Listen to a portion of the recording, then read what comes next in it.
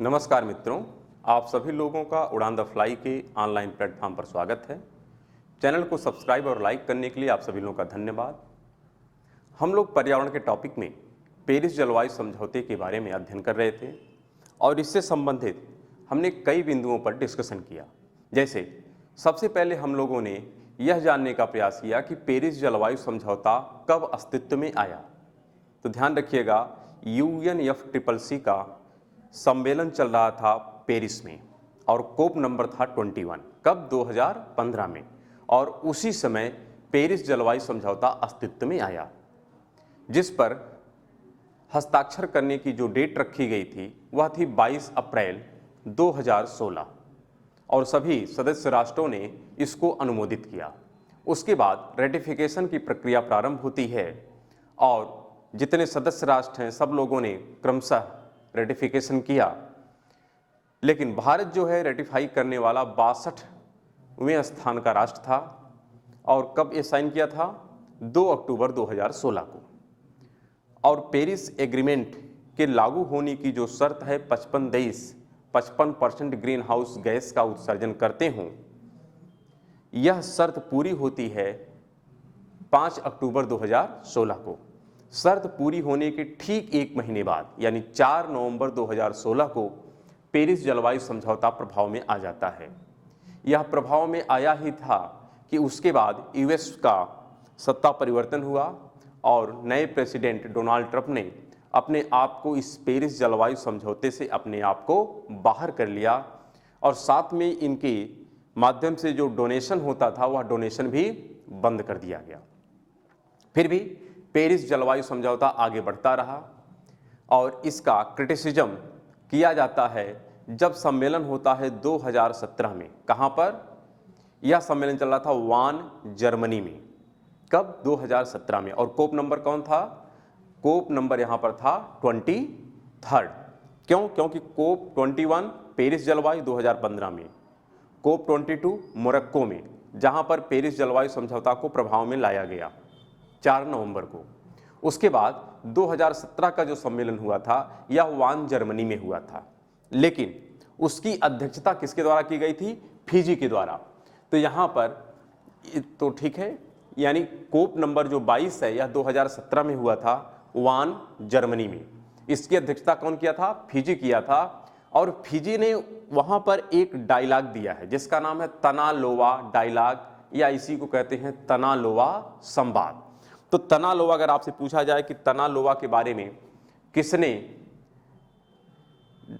कहा है, तो आप कहेंगे किसने कहा है? फिजी ने कहा। फिजी क्या है? एक द्वीपीय राष्ट्र है जो प्रशांत महासागर में स्थित है। उसने इस डायलॉग को दिया है। क्या डायलॉग था? तनालोवा डायलॉग।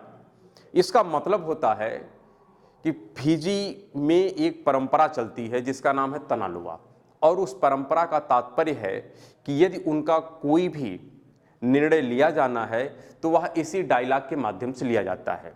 यह एक प्रकार का आपसी सहमति से लिया जाने वाला निर्णय है कि जैसे हम लोगों के यहाँ भी देखते हैं पंचायत होती है या और प्रकार के संस्था होती है जहाँ से निर्णय लिए जाते हैं, उसी प्रकार फिजी की भी जो संस्था है उसका नाम है तनालोवा।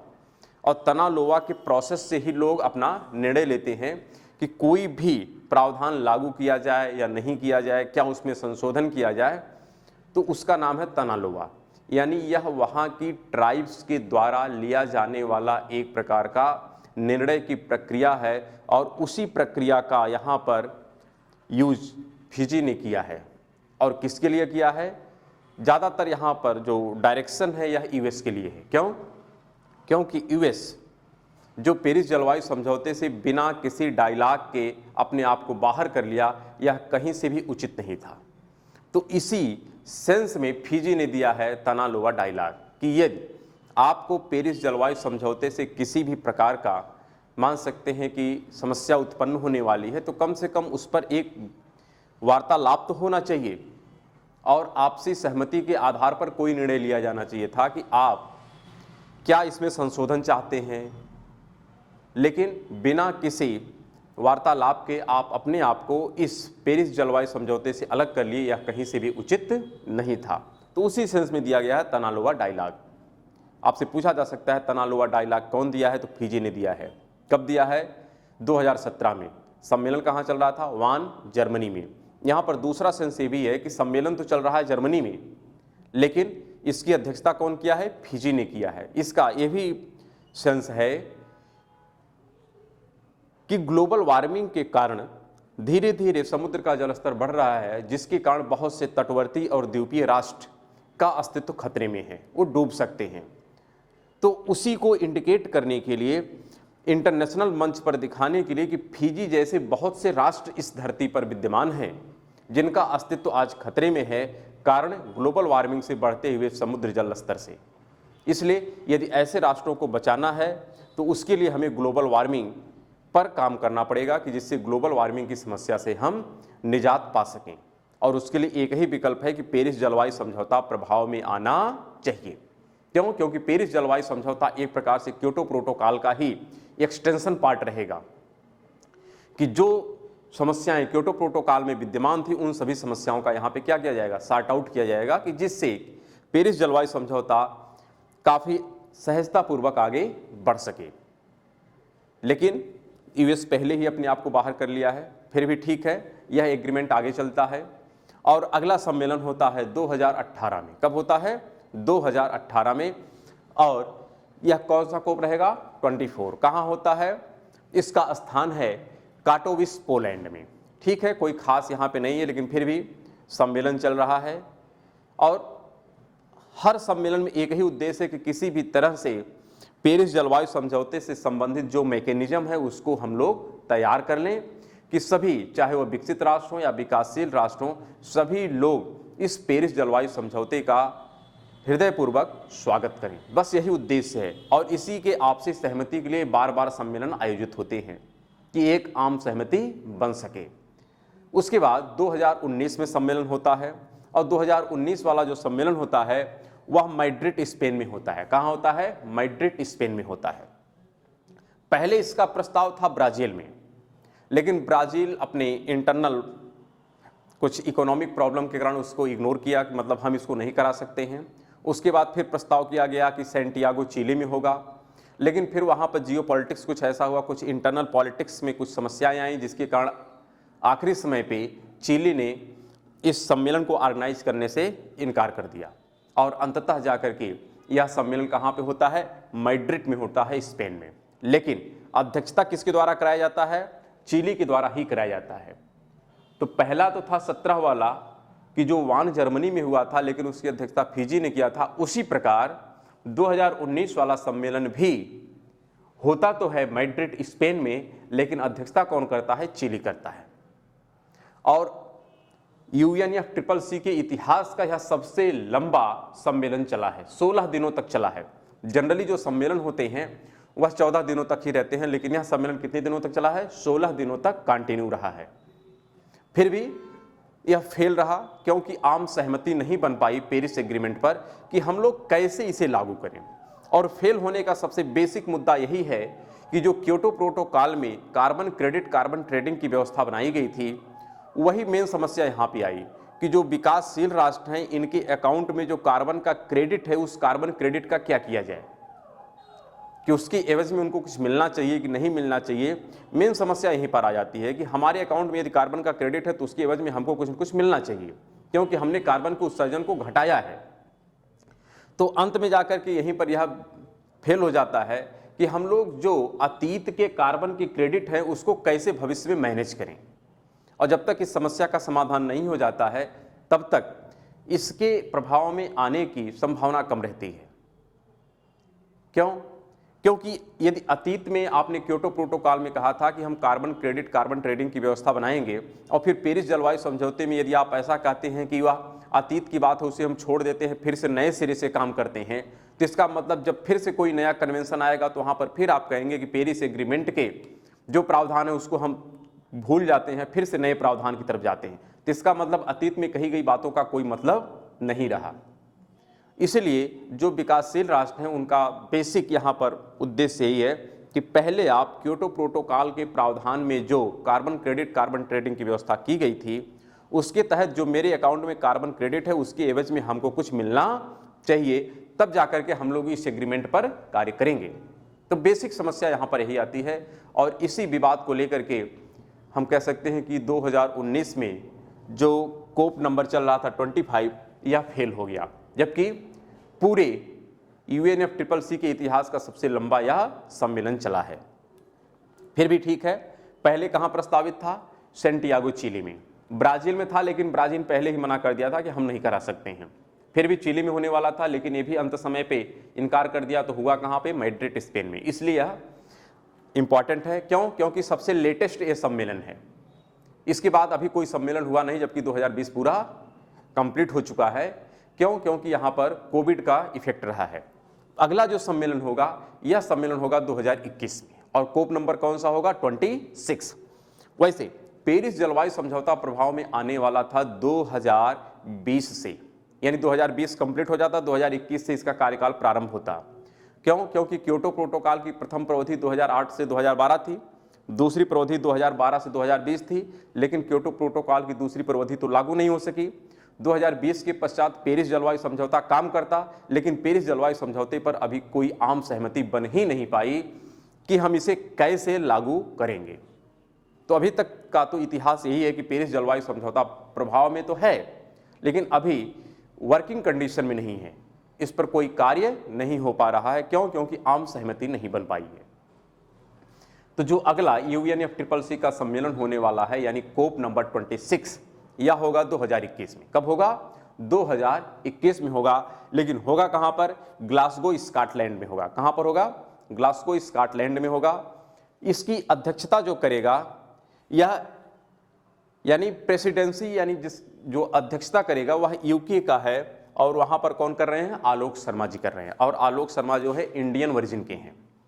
तो यह भी प्रश्न पूछ सकता है कि भविष्य में होने वाला UNFCCC का सम्मेलन कहां पे होगा? तो ग्लासगो में होगा, स्कॉटलैंड में होगा।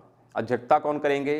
तो ध्यान रखिएगा, इंडियन वर्जिन के हैं, आलोक शर्मा के द्वारा किया जाएगा। और ये कहाँ से बिलोंग करते हैं? UK से बिलोंग करते हैं। तो इनके द्वारा यह अध्यक्षता किया जाएगा 2021 का। और कब होगा? नवंबर-दिसंबर में ही ज़्यादातर ये सम्मेलन आयोजित किए जाते हैं। तो अभी तक पेरिस जलवायु समझौते का यह पूरा इतिहास रहा कि पेरिस जलवायु समझौता आया, सिग्नेचर हुआ, रेटिफिकेशन हुआ, लागू हुआ, लेकिन उसके बाद US इससे अपने आप को विड्रॉ किया। उसके बाद बहुत प्रकार की वार्ताएं चली हैं, लेकिन उस वार्ता में किसी भी प्रकार का निष्कर्ष नहीं निकल पाया। इसलिए पेरिस जलवायु समझौता अभी पूरी तरीके से कार्य में नहीं आ सका है, जबकि इसका कार्यकाल कब से शुरू होने वाला था? 2021 से शुरू होने वाला था। तो ठीक है, यहाँ तक था पेरिस जलवायु समझौता।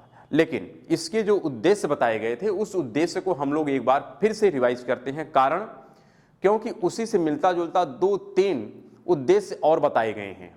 एक तो IPCC के द्वारा बताया गया है, एक UN क्लाइमेट एक्शन समिट के द्वारा बताया गया है, और एक भारत के द्वारा भी अपना उद्देश्य बताया गया है इस पेरिस जलवायु समझौते को लेकर के। क्यों? क्योंकि पेरिस जलवायु समझौता क्या कहता है कि 2030 तक हम लोग ग्रीन हाउस गैस के उत्सर्जन की दर में 20% की कटौती करेंगे 2010 की तुलना में, और 2075 तक कार्बन न्यूट्रल हो जाएंगे। यदि दोनों शर्त हम पूरी कर लेते हैं तो पूरे सदी के अंत तक हम लोग जो टेम्परेचर में इंक्रीमेंट है वह 2 डिग्री सेंटीग्रेड पर कंट्रोल कर ले जाएंगे, इससे ज़्यादा नहीं बढ़ पाएगा। लेकिन इसी समय IPCC की रिपोर्ट आती है। इससे पहले जो IPCC की 5वीं रिपोर्ट है, यह 2013 से 2014 के बीच में आती है, और वह 4 चरण में आती है। 1-2 चरण में नहीं आती, बल्कि कितने चरणों में आती है? 4 चरणों में आती है। वहां पर कई बिंदु की बात किया गया है। वैसे जो पेरिस क्लाइमेट एग्रीमेंट है, यहां पर कितने बिंदु बताए गए हैं? पहला तो यही है कि 2030 तक हमको 20% ग्रीन हाउस गैस के उत्सर्जन में कमी करना है विथ रिस्पेक्ट टू 2010। दूसरा बिंदु बताया गया 2075 तक हमको कार्बन न्यूट्रल हो जाना है।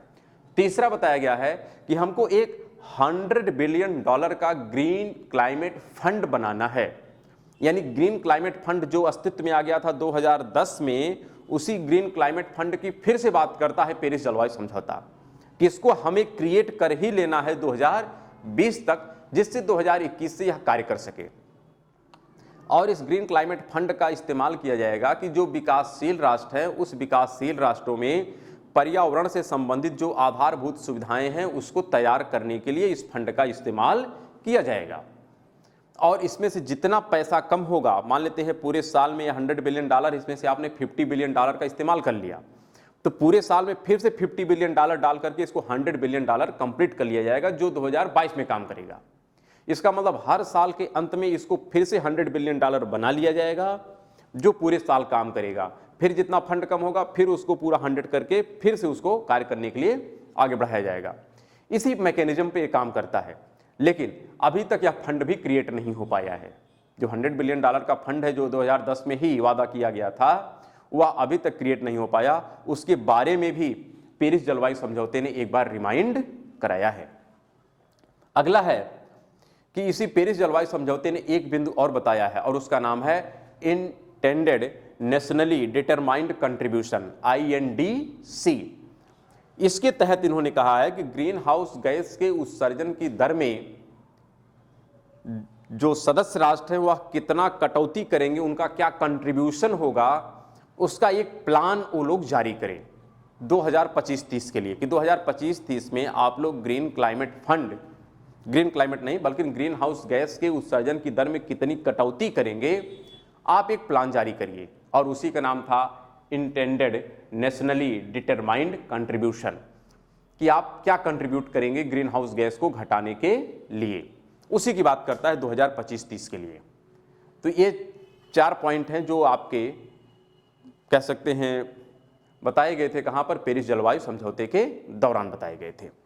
तो इसी के तहत ये तो समझ में आ गया कि पेरिस क्या करना चाह रहा है, क्यों करना चाह रहा है, क्योंकि ग्लोबल वार्मिंग की समस्या से निजात पाना चाहता है। लेकिन इसी के कुछ समय पहले ही एक रिपोर्ट आ गई थी जिसका नाम था IPCC की असेसमेंट रिपोर्ट 5वीं। IPCC की असेसमेंट रिपोर्ट 5 जारी कर दी गई थी 2013-14 में, लेकिन 4 पार्ट में आई है। कितने पार्टों में आई है? 4 पार्ट में। उसी में एक बिंदु काफी चर्चा में रहा है, और वह बिंदु है कि पूरी 21वीं सदी के लिए जो हमारे इन्वायरमेंट की कार्बन सिंक की कैपेसिटी है वह कितनी है? 2900 गीगाटन है। कितना है? 2900 गीगाटन। इसका तात्पर्य है कि पूरे शताब्दी में यदि पूरे धरती से 2900 गीगाटन कार्बन का उत्सर्जन किया जाएगा तो हमारा इन्वायरमेंट यानी हमारा पर्यावरण उस कार्बन को अपने में एडजस्ट कर सकता है, उससे कोई समस्या होने वाली नहीं है। लेकिन मात्र 11 सालों में यानी 2011 तक ही हमारी पृथ्वी का जो टोटल कार्बन स्पेस था उसका हम लोग 1900 गीगाटन, कितना? 1900 गीगाटन इस्तेमाल कर लिए। शेष कितना बचा? मात्र 1000 टन, क्योंकि 2900 टोटल है, 1900 आपने इस्तेमाल कर लिया मात्र 11 सालों में। शेष 89 ईयर्स के लिए कितना बचा है कार्बन स्पेस? हमारे पास 1000 गीगाटन बचा है।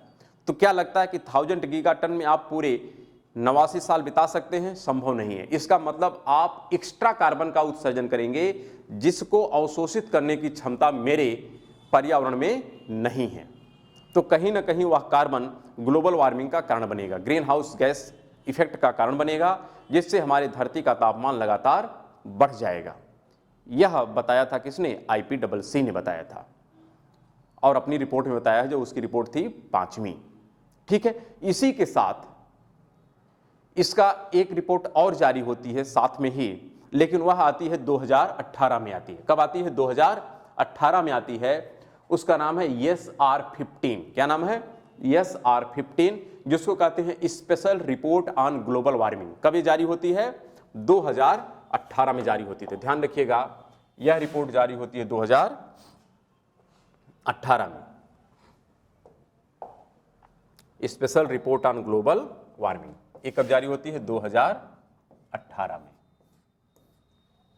इसमें बताया गया है कि जो हमारा टेम्परेचर है, जिस हिसाब से हम लोग कार्बन स्पेस का इस्तेमाल किए हैं, यदि ऐसा ही चलता रहा तो पहले तो अनुमान यह था कि 21वीं सदी के अंत तक ग्रीष्म ऋतु में हमारे जो आर्कटिक या अंटार्कटिक पोल के हिम हैं वो सब पिघल जाएंगे।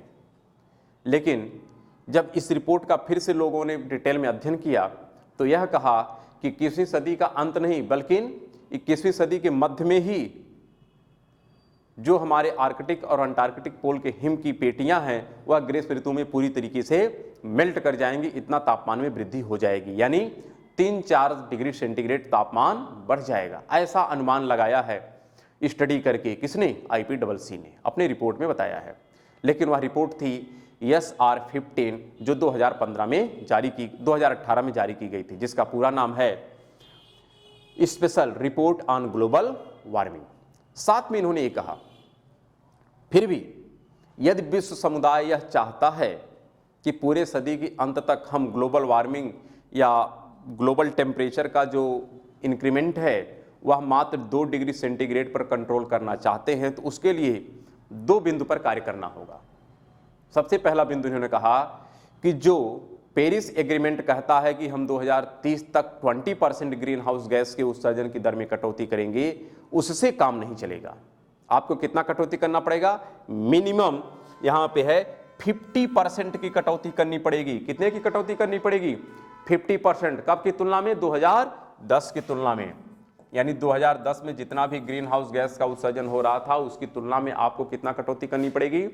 मिनिमम 50% की यदि आप कटौती करते हैं तब जाकर के आप अपने टारगेट को पूरा कर पाएंगे। जो टारगेट आपने तय कर रखा है कि हम 2 डिग्री सेंटीग्रेड की केवल वृद्धि होने देंगे इस सदी के अंत तक।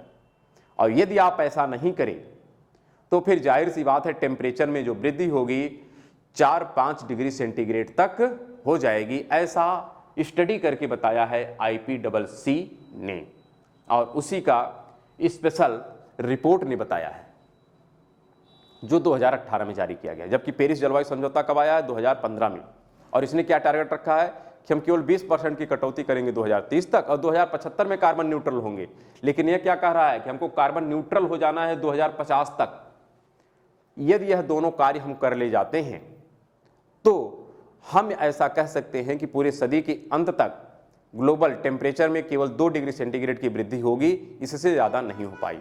और यदि हम ये दोनों बिंदु पर कार्य नहीं करेंगे तो टेम्परेचर काफ़ी ज़्यादा बढ़ जाएगा और इससे बहुत प्रकार की समस्याएं उत्पन्न होंगी। उसको हम लोग ग्लोबल वार्मिंग के चैप्टर में पढ़ेंगे, जब ज्योग्राफी पढ़ेंगे तब, अभी नहीं। ग्रीन हाउस गैस क्या है इसको भी हम लोग अलग से स्टडी करेंगे जब आवश्यकता पड़ेगी तब। फिर यहाँ पर इसी प्रकार आप देखिए एक और पेरिस का तो हमने समझ लिया कि 2030 तक 20%, 2075 में कार्बन न्यूट्रल। लेकिन IPCC का SR15 क्या कहता है कि 2030 तक हमको 50% और 2050 तक हमको कार्बन न्यूट्रल हो जाना है। क्योंकि जब एग्जाम में प्रश्न आते हैं तो आप कंफ्यूजन में पड़ जाते हैं कि कौन सा है। तो ऐसा ना हो कि एक ही रिपोर्ट आप याद करिएगा या एक ही टारगेट याद करिएगा। हर टारगेट आपको याद करना है। IPCC क्या कहता है, पेरिस एग्रीमेंट क्या कहता है, या फिर यूनाइटेड नेशन का जो क्लाइमेट एक्शन समिट है जो 2019 न्यूयॉर्क में हुआ था, US न्यूयॉर्क में हुआ था। ये कहाँ पे हुआ था? US न्यूयॉर्क में हुआ है UN क्लाइमेट एक्शन समिट। इसने भी कुछ बताया है, इसने भी कुछ रिपोर्ट बताया है कि जिस हिसाब से हम लोग ग्रीन हाउस गैस के उत्सर्जन की दर में वृद्धि कर रहे हैं, यदि इसी प्रकार जारी रहा तो टेम्परेचर में काफ़ी ज़्यादा वृद्धि हो जाएगी। यदि हम पेरिस के एग्रीमेंट के तहत जो वहाँ पर टारगेट तय किए गए हैं यदि उसको हम अचीव करना चाहते हैं तो उसके लिए हमको क्या करना होगा? यहाँ पर इन्होंने बताया कि 2030 तक, कब तक? 2030 तक हमको ग्रीन हाउस गैस के उत्सर्जन की दर में कटौती करनी है। लेकिन कितना करनी है? 45% की कटौती करना है। कितना कटौती करना है? 45% की कटौती करना है 2030 तक। जबकि IPCC का SR15 क्या कहता है? हमको कितना कटौती करना है? 50%। ये कितना कहता है? 45%। और ये दूसरा पॉइंट तो सेम है कि 2050 तक हमको कार्बन न्यूट्रल हो जाना है। जबकि पेरिस एग्रीमेंट क्या कहता है? 2075 तक। और 2030 तक क्या कहता है? 20%। तो सभी का आपको पॉइंट याद करना है, पॉइंट भूलना नहीं है। भूल गए तो क्वेश्चन नहीं बनेगा। इसी प्रकार भारत ने भी कुछ अपना टारगेट तय कर रखा है। इसी प्रकार भारत ने भी अपना कुछ टारगेट तय कर रखा है कि वह क्या